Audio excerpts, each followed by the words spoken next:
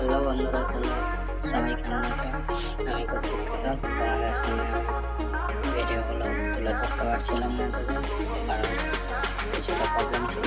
সেই প্রবলেমটা হচ্ছে আমার এক্সাম চলছিল, তাই জন্য তোমাদের সামনে এই ভিডিও আপলোড করতে পারছিলাম না। তাই আমি খুব দুঃখিত, তোমাদের জন্য আমি এই ভিডিওগুলো আপলোড করতে পারছিলাম না। সরি তো। তোমরা সবাই কেমন আছো?